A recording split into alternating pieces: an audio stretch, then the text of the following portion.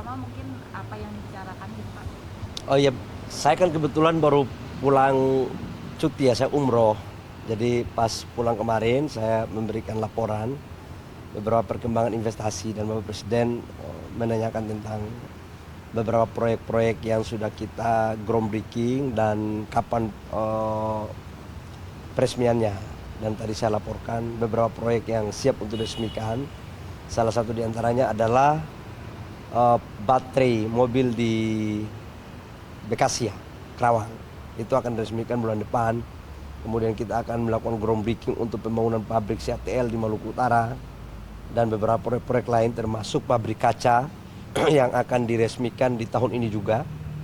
Mungkin di bulan Juni di Batang. Gitu. Ada pembicaraan soal politik juga nggak Pak? Saya kan Menteri Investasi. Itu Finvest kemarin Bapak mengatakan bahwa akan dibangun di Semarang, tetapi sekarang berganti di Bekasi. Itu pertimbangannya seperti apa? Apa? Sebelumnya yang Finvest itu dikatakan ya. Finvest apa sih? Finvest mobil listrik Vietnam. Oh, saya belum cek ya. Kenapa pindah ya? Kemarin dikatakan akan dibangun di Semarang, tetapi Bapak tadi mengatakan bahwa akan dibangun juga. Bukan. Baterai mobil, bukan mobil baterai ya. Bukan mobil listriknya ya. Baterai mobil yang di LG kan 10 giga pertama kan sudah mau diresmikan. 4 bulan lalu Pak Presiden melakukan kunjungan untuk mengecek kesiapan sebelum peresmian. Dan sekarang sudah mau diresmikan, sudah produksi bulan Mei besok. Jadi ini adalah tahap pertama 10 giga, selanjutnya akan dibangun 20 giga tahap kedua. Itu maksudnya. Tapi kalau investasi ke IKN realisasinya dari investasi asing yang masuk, khususnya pasca Pilpres gimana Pak proyeksinya? Saya coba cek ya, karena saya baru pulang. Karena kami itu menghitung realisasi itu bukan pada saat komitmen, tapi pada saat dia sudah membangun. Nah, untuk investasi asing yang sudah komitmen memang sudah banyak. Tapi realisasinya dalam waktu pasca Pilpres itu belum terimplementasi. Jadi mungkin tunggu begitu penetapan MK, penetapan KPU, baru kami akan mendorong percepatan realisasinya di IKN. Tapi kan sebagai politisi dan juga kader Golkar gak ada omongan soal politik sama sekali gitu sama Pak Presiden? Ya ngomong-ngomong ringan aja. Ya kondisi pasca politik yang adem, bagus gitu kan. Karena ini kan doa seluruh rakyat Indonesia bahwa ada dinamika biasa saja, gitu-gitu aja. Terkait MK juga nggak Pak? Dan apakah tadi juga disinggung bahwa ada desakan dari masyarakat supaya Presiden juga dihadirkan di MK, macam itu Pak? Apakah juga disebut Pak? Enggak ada bahas itu. Cuman kita mengapresiasi 4 menteri yang hadir untuk memberikan kesaksian di MK terkait dengan dugaan bansos kan. Dan apa yang dijelaskan oleh 4 menteri itu kan sudah secara terang benderang. Dan bansos itu kan diberikan bukan hanya pada saat mau Pilpres, tapi sudah jauh hari sebelumnya. Dan juga penjelasan dari Pak Menko Erlangga, Ibu Menkyu terhadap struktur alokasi anggaran 400 triliun lebih, itu kan bansos yang dimaksudkan tidak hanya bansos IPKH atau bagi-bagi beras atau uang tunai. Tapi kan untuk subsidi aja kurang lebih sekitar 300 triliun lebih. Jadi situ terjelas bahwa bansos yang ada kenaikan itu diantaranya adalah kenaikan subsidi listrik dan BBM. Ini tadi dibahas lagi Pak di dalam. Enggak. Ringan-ringan aja. Pak kemarin kan Pak Erlangga bilang udah udah membahas soal pemerintahan selanjutnya di ratas beberapa hari lalu Pak. Ini sebenarnya proyeksi dari pemerintahan Pak Presiden itu untuk transisi itu seperti apa sih Pak bentukannya? Apa yang dibahas? Soal Programnya? Program Oh iya. untuk tahun depan. Kan gini, karena ini sifatnya berkelanjutan, maka program-program 2025 sudah harus mencerminkan tentang visi, misi, dan program besar dari Presiden terpilih. Tapi kan itu akan diputuskan pada saat MK dan penetapan KPU. Jadi jangan kita mendahului apa yang menjadi tugas daripada MK dan KPU. Tapi bahwa ancang-ancang besar, garis besarnya mungkin saja itu sudah dimasukkan. Kalau untuk soal pembentukan kabinetnya dibahas juga sama Pak Presiden nggak? Enggak, itu kan hak prerogatif Presiden terpilih. Kan Pak Presiden Jokowi itu memberikan, Pak Presiden Jokowi ini kan sudah 2 kali menjadi presiden, tahu mana hak prerogatif presiden terpilih dan mana yang bukan. Tapi Bang Ara bilang ada kemungkinan Pak Presiden itu jadi penasehat khusus Pak Prabowo gitu loh Pak. Ya semua kemungkinan itu kan bisa terjadi. Ya namanya kemungkinan kan semua terjadi selama dalam kerangka konstitusional. Pak Bahlil, Bu Mega tuh bilang kalau Pilpres 2024 itu bisa dikategorikan kecurangan TSM, ditambah ada motif nepotisme dan penyalahgunaan kekuasaan presiden. Itu dibilang Bu Mega lewat tulisannya di harian Kompas. Kalau Pak Bahlil sendiri menanggapi, Saya belum baca itu. tapi kalau misalnya menanggapi soal 3 poin itu kan sering diulang-ulang juga, soal kecurangan, TSM. Kalau nepotisme itu kan disampaikan oleh Prof. Edi ya di dalam kesaksian di MK, luar biasa sekali itu. Itu kan masuk dalam kategori pidana kalau tidak salah ya. Tidak cocok untuk dimasukkan dalam kasus sengketa pemilu. Itu menurut Prof. Edi. Aku kan bukan orang hukum. Yang kedua apa lagi? Mempergunakan kewenangannya apa? Penyalahgunaan kekuasaan, TSM dan nepotisme. Selama itu bisa dibuktikan monggo saja. Tetapi ini kan masih dugaan. Ya namanya duga, kita juga jangan seuzon. Kita boleh juga kita apa ya istilahnya, boleh berpikir tapi jangan kita memvonis orang. Biarlah pengadilan yang akan memutuskan. Kita hargai apa yang sedang bergulir di pengadilan sekarang. Tapi Pak Bahlil melihat ada 3 poin itu nggak selama Pilpres 2024? Nggak ada. Masa Mas Gibran nggak boleh jadi wapres hanya karena bapaknya presiden? Dari mana? Jadi Emang ada aturan yang mengatakan bahwa anak dari seorang presiden nggak boleh jadi wapres atau jadi presiden? Kalau itu ada, oke. jadi Kan tuntutan tidak ada juga yang mengatakan bahwa anak gubernur nggak boleh anaknya itu jadi gubernur atau wakil gubernur. Nggak ada juga kan. Hak warga negara selama dia itu memenuhi syarat. Dan syaratnya kan sudah dipenuhi. Keputusan MK sudah ada. Dan dia punya pengalaman. Di mananya yang kita harus melakukan kemampuan Mas Gibran. Teman-teman banyak berpikir bahwa Mas Gibran dalam debat kandidat wapres akan dikalahkan oleh 2 kandidat lainnya. Ternyata dikasih KO di putaran pertama. Jadi hal-hal lain banyak yang kita tidak duga yang memang Mas Wapres ini sebuah kader yang berproses menurut saya ya. Karena itu dibuktikan dengan kemampuan dia dalam menyampaikan program dan pikiran-pikiran besarnya. jadi tuntutan diskualifikasi dari pihak-pihak yang bersengketa itu kurang sulit terwujud ya Pak. Ya nanti dilihat diputuskanlah di hakim. Saya bukan hakim Pak. Yang bahaya nanti kalau kita mendahului kewenangan hakim kan bahaya. Ya.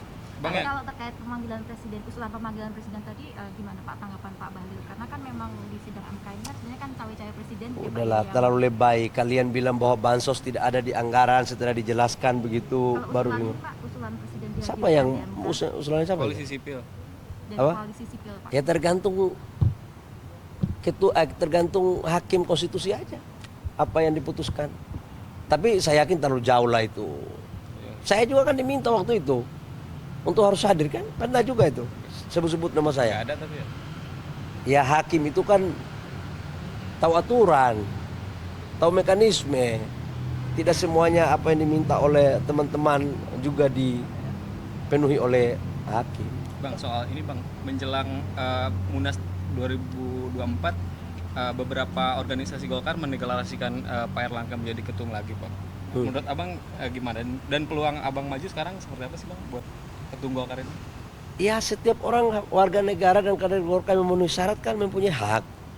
Ya bagus lah kalau mereka calonkan si A, si B, si C itu bagus. Kalau saya tahu ukur baju lah. Ya. Kalau size baju saya S, jangan pakai XL. Nanti kebesaran nggak bagus dilihat. Ya, Tapi masih ada kemungkinan tahun ini. ya kita lihatlah. Ya, itu kan berproses aja dinamika kok. Pak Bahlil, apakah pertemuan Pak Bahlil dengan Presiden hari ini membahas salah satunya soal itu Pak? Soal apa? Munas dan menuju Enggak, Golkar 1. enggak ada. Saya menteri investasi bukan menteri Golkar. Gimana sih? Pak Menteri Ya. Pak Menteri SDM mengatakan bahwa telah menyerahkan draft SK perpanjangan kontrak Vale ke Bapak. Itu kebanyakan seperti apa sih? Tips Bapak, tidak sejauh. Oh sudah betul, sekarang sudah dalam proses. Tidak lama lagi. Karena kemarin pas saya berangkat umroh kan, saya cuti beberapa hari. Habis saya raya insya Allah udah selesai. Kira-kira kapan tuh Pak targetnya? Woi bos, ini sudah libur bos. Secepatnya. Secepatnya bos, ngeri kau. Kau Freeport, ini jangan ada privali sebenarnya begitu. kalau Freeport gimana Pak mengenai kenaikan sahamnya itu? Freeport kita tunggu perubahan PP ya. Kalau sudah selesai aturannya, kita selesai. Nanti kalau nggak selesai aturan, gue lagi dipersoalkan. Aduh. Ya kan? Pak, lebaran di mana Pak? Lebaran di Jakarta. Oh, nggak Makassar aja. Ikut open house nggak? Saya kan bukan dari Makassar, saya dari Papua. Oh siap. Saya ikut open house dulu, Pak Presiden. Insya Allah saya juga akan melakukan open house. Saya akan ikut bersama-sama mendampingi Pak Presiden untuk sholat id di Istiqlal. Setelah itu kami akan melakukan open house di sini. Karena Bapak Presiden selama 4 tahun di periode keduanya tidak pernah melakukan open house.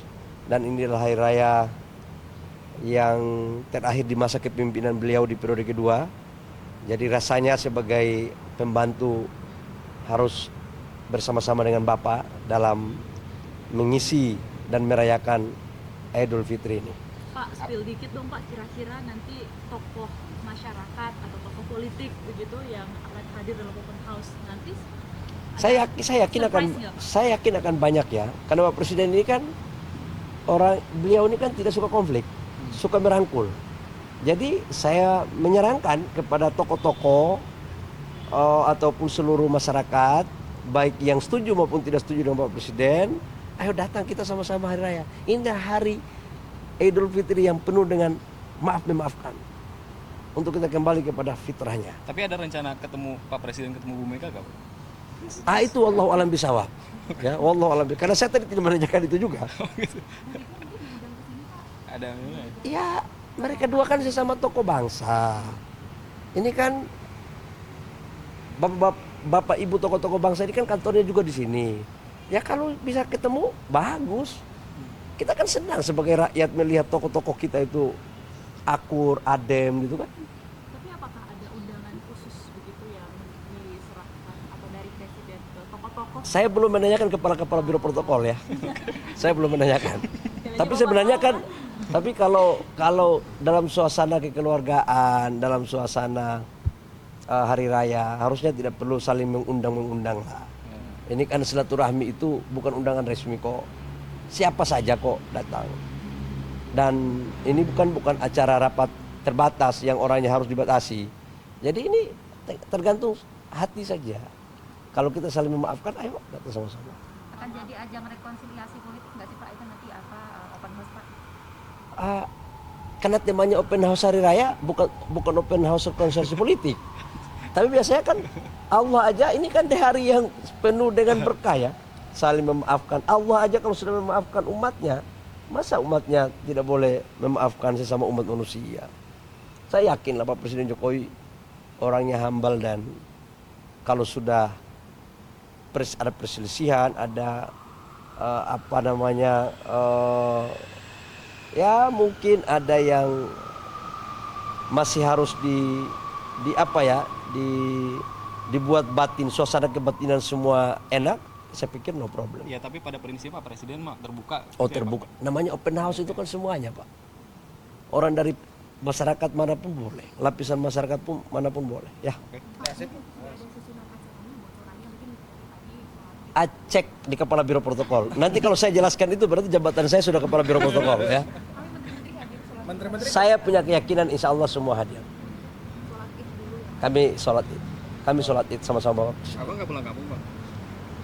Gimana bos saya lagi Pak, hari raya? Kita kalau ikut open house-nya Pak Bali bisa? Boleh. Saya juga open house. Saya undang wartawan semua teman-teman. Open house saya di rumah dinas di Denpasar. Dalam percepatan pembangunan bangsa dengan mengontrol pemerintah. Itu. Ya. Mas, satu lagi tadi menegaskan soal Golkar lagi Pak, artinya menjelang Munas tapi mulai koordinasi mengumpulkan dukungan juga nggak Pak? Saya Ke daerah-daerah. Saya biasa saja ya. Saya biasa saja. Karena udah banyak dukungan bisa aja. Saya kan orang kampung itu kan biasa aja, air mengalir ya. Suara DPD patut diperhitungkan loh Pak. Saya tahu ukur baju, ya. Ukuran baju saya S. Kalau pakai XL kurang bagus. Bahwa nanti badan saya gemuk nanti pada waktunya soal lain ya. Oke, ya. Makasih, Pak. Oke. Makasih Pak Makasih ya. Bahlil. Sampai ketemu Pak. Oke, makasih semua.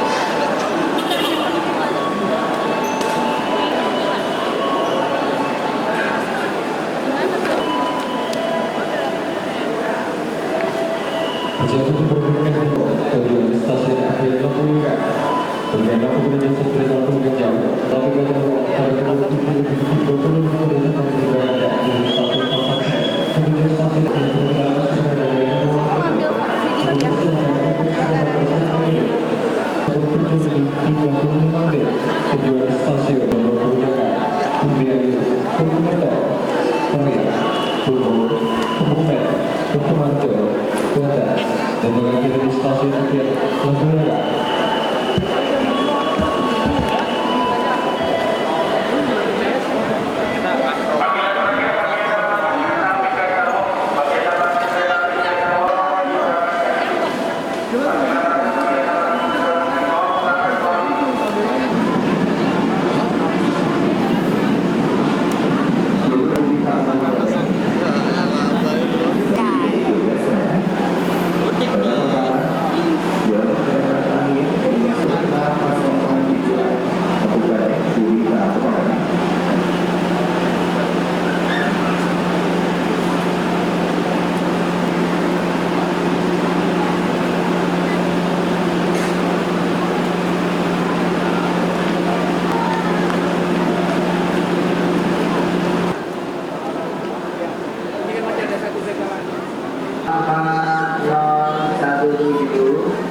Penyakuan semboyan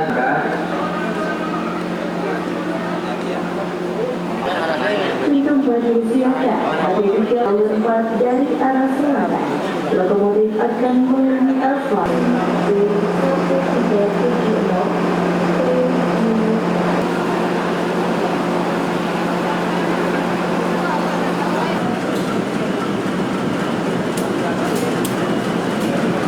Ada tiga menggunakan kereta api Jermawang Express, tujuan stasiun Surabaya dan kereta api Jermawang Express dengan kerjasama untuk tidak terpilih. Jaringan kereta api Jermawang Express dengan ada tiga satu maksud rangkaian kereta api Jermawang Express.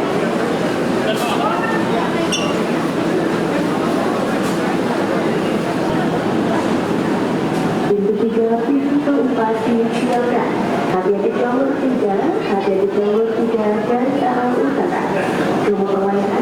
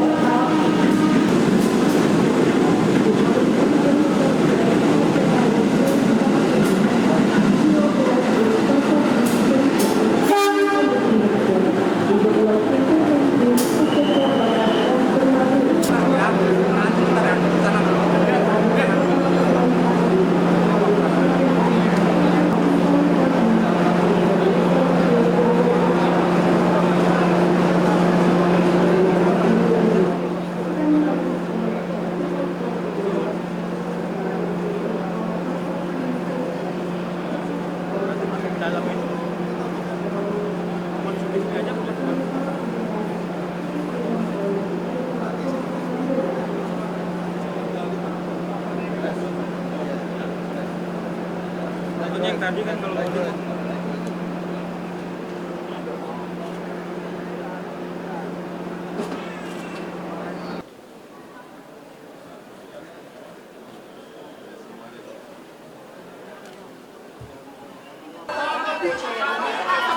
Sampai